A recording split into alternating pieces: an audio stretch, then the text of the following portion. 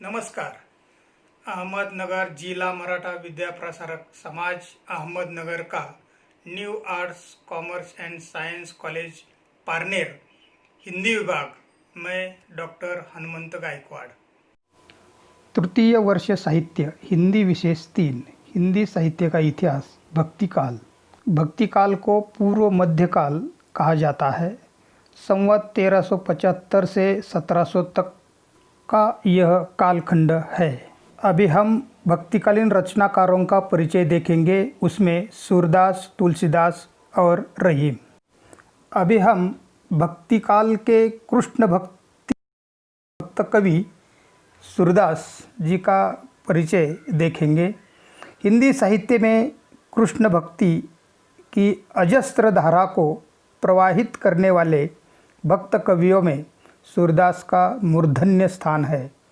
महाकवि सूरदास हिंदी साहित्य की ही नहीं अपितु विश्व साहित्य की एक अनन्य विभूति है. इन्हें वात्सल्य रस का श्रेष्ठ कवि माना जाता है. साथ ही वीर रस का आगाध मर्मज्ञ भी. सूरदास हिंदी की कृष्ण भक्ति शाखा का ही नहीं अपितु संपूर्ण व्रज भाषा का भी सर्वश्रेष्ठ कवि माना जा सकता है. अन्य प्राचीन कवियों की तरह सूरदास का भी प्रामाणिक जीवन चरित्र अभी तक ज्ञात नहीं हो सका है. उनकी जन्म स्थिति ईस्वी संवत 1535 मानी जाती है. सूरदास का जन्मस्थल वल्लभगढ़ के निकटवर्ती सीही नामक गांव है. यह तो निर्विवाद है कि सूरदास नेत्र विहीन थे, किंतु वे जन्मांध थे या बाद में अंधे हुए थे, यह बात विवादग्रस्त है.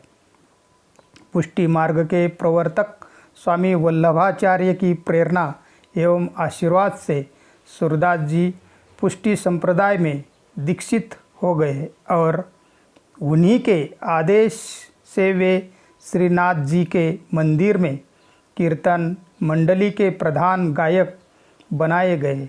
आचार्य वल्लभ जी के उन्हें भागवत की पूरी कथा सुनाई. भागवत की उसी कथा को सूरदास जी गीत बना बनाकर गाते रहे और वही कथा आगे चलकर सूरसागर के नाम से प्रसिद्ध हुई. सूरदास के सूरसागर इस गौरव ग्रंथ के अतिरिक्त उनके 4 ग्रंथ बताए जाते हैं. सुरसावली, साहित्य लहरी, नल दमयंती तथा आदि ग्रंथ उनके प्रसिद्ध है. सूरदास जी का समस्त काव्य आराध्य कृष्ण के प्रति उनकी माधुर्य भावना ही उपासना की अभिव्यक्ति है, जो प्रेम साधना को लेकर चली है. इसमें श्रृंगार और वात्सल्य का जितना यथार्थ एवं हृदयग्राही चित्रण किया गया है, उतना अन्यत्र कहीं पाना दुर्लभ है.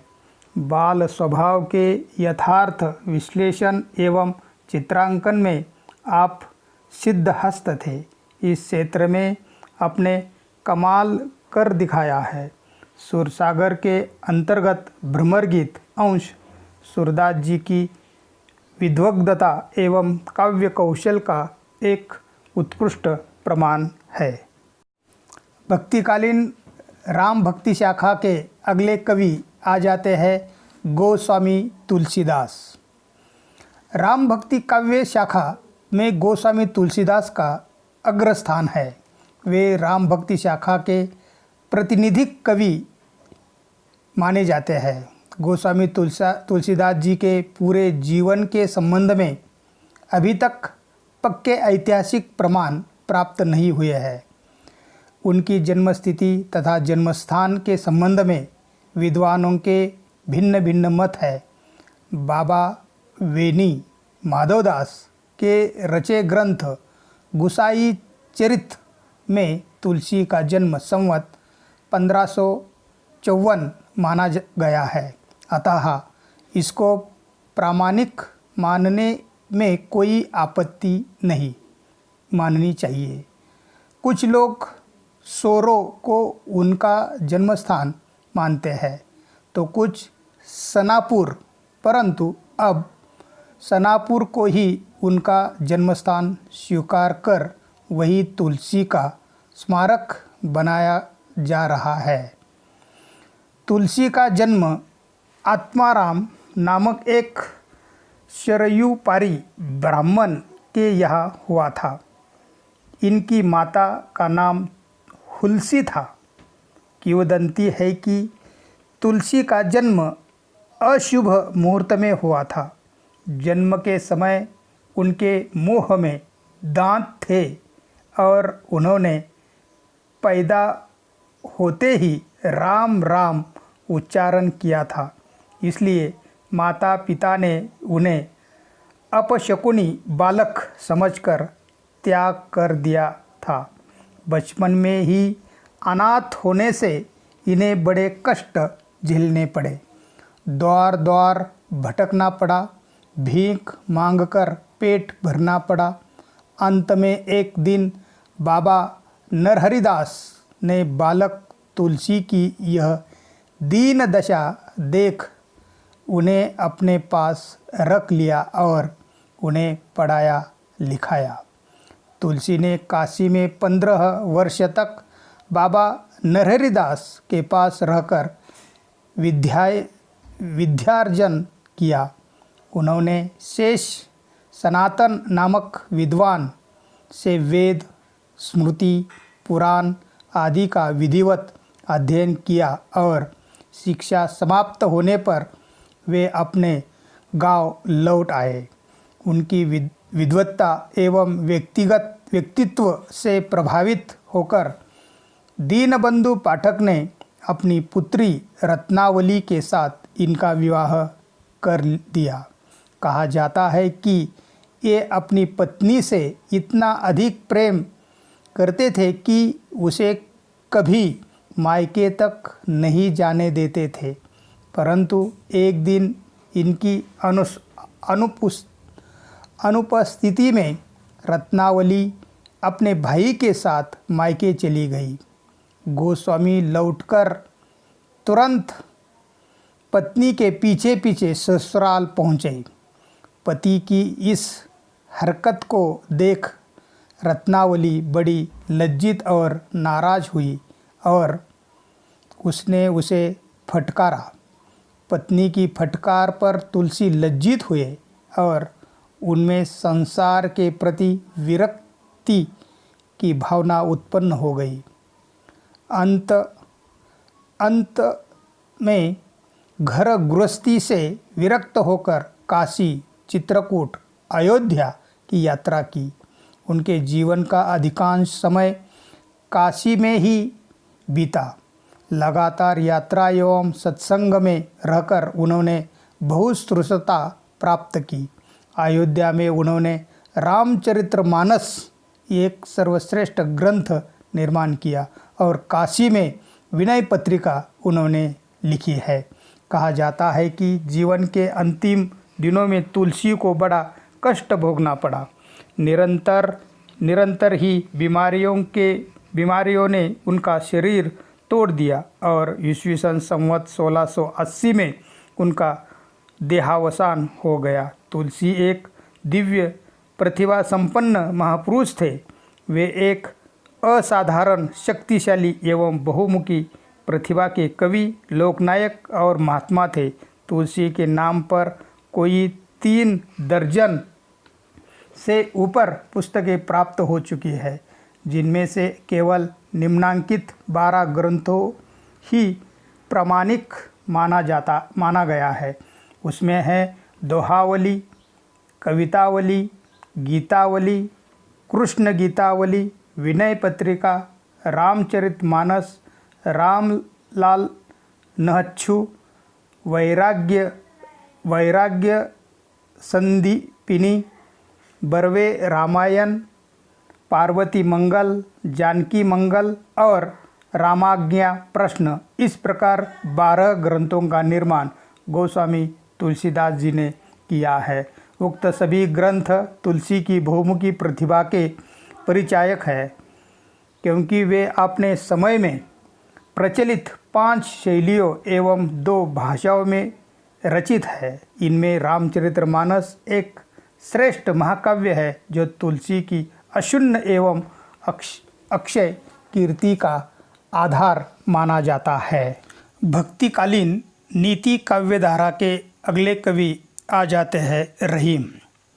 रहीम भक्तिकाल के ऐसे कवि हैं, उन्होंने राज दरबार में महत्वपूर्ण पदों पर रहते हुए और अपने राजकीय कर्तव्यों का पूरा निर्वाह करते हुए भी हिंदी साहित्य की बहुत बड़ी सेवा की है।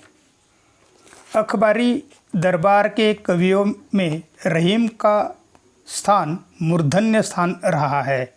रहीम का पूरा नाम अब्दुल रहीम खान खाना है। उनका जन्म सम्राट अकबर के इतिहास प्रसिद्ध अभिभावक बैरक माखा के यहाँ लाहौर में सन 1556 में हुआ।